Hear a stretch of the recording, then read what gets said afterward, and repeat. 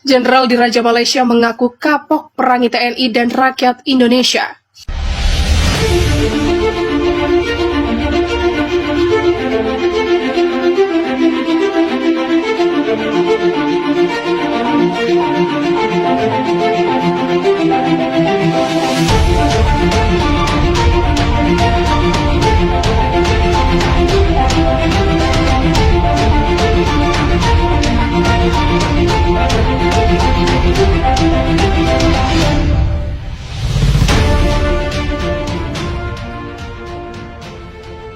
Sejarah baru Indonesia mencatat bagaimana dahsyatnya pertempuran.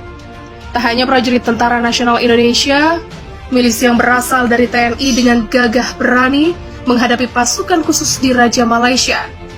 Dengan semangat dan tekad untuk meraih kemerdekaan, TNI dan rakyat Indonesia sama sekali tak peduli siapapun musuh yang datang.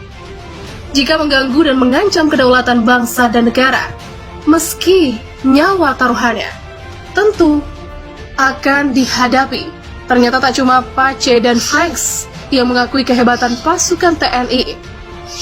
Mantan Kepala Staf Angkatan Darat Kerajaan Inggris yang juga anggota pasukan khusus Angkatan Kerajaan Darat Inggris, Jenderal Sir Michael David Jackson, juga punya pandangan yang sama sebagai mantan orang nomor 1 di Angkatan Darat Kerajaan Inggris. Jackson tahu persis bagaimana kehebatan strategi perang gerilya, militer, dan rakyat Indonesia. Jackson juga tahu bagaimana keberanian pasukan TNI dan rakyat Indonesia yang mampu mengalahkan pasukan Malaysia dalam pertempuran perbatasan. Dalam pandangan Jackson, perang gerilya adalah doktrin yang jadi keunggulan pasukan TNI dan rakyat Indonesia, bahwa sejumlah negara di Asia dan Afrika sangat terinspirasi dan juga memakai taktik perang gerilya doktrin militer Indonesia sudah dipakai di beberapa negara Asia, bahkan Afrika. Indonesia memang diminta melatih beberapa negara Asia dan Afrika. Apa yang terjadi di pertempuran itu disebut Jackson membuat Inggris mendapat pelajaran yang sangat berharga. Sebab meski pihaknya unggul dalam hal teknologi persenjataan, dukungan rakyat terhadap pasukan TNI dalam perjuangan justru mampu mengalahkan kecanggihannya. Oleh sebab itu, hingga saat ini Inggris menurutnya tidak lagi menganggap remeh kemampuan tempur TNI dan rakyat Indonesia. Sebab seperti yang sudah pernah terjadi, rakyat Indonesia akan senantiasa berada di barisan terdepan bersama TNI jika kedaulatannya terancam. Meski Indonesia kekurangan senjata, tidak mungkin mudah menaklukkan Indonesia. Karena jika perang terjadi, bukan hanya militernya yang maju perang, tapi rakyatnya juga pasti turut membantu untuk menghabisi lawan. Begitulah ujar Jackson. Malaysia sudah pernah merasakan saat berhadapan dengan aliansi tentara Indonesia dan rakyat Indonesia. Jadi jangan pernah anggap ringan dengan Indonesia. Begitulah tugas Jackson. TNI sebagai garda terdepan penjaga marwah bangsa mesti dikuatkan demi sebuah kedaulatan. Sekarang postur kekuatan pertahanan itu sudah mulai nampak. Hanya satu tujuannya, demi jayanya Indonesia.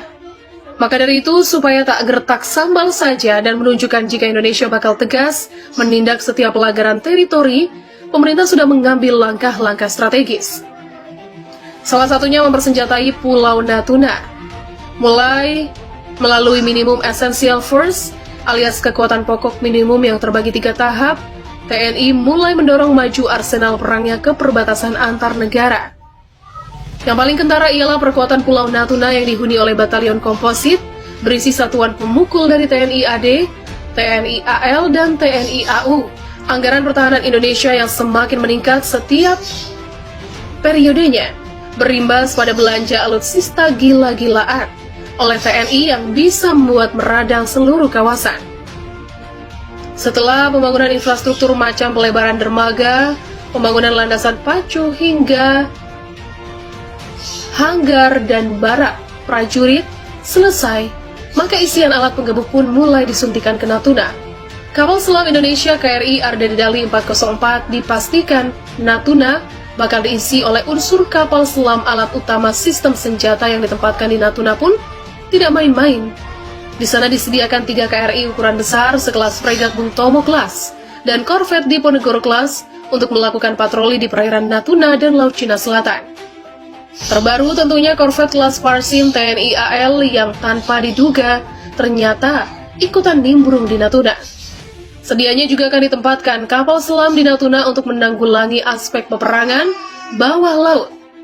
Belum selesai sampai di situ, rencananya di Natuna juga akan ditempatkan 1 skadron pesawat, 1 skadron pesawat tempur untuk melakukan operasi patroli udara berkembang,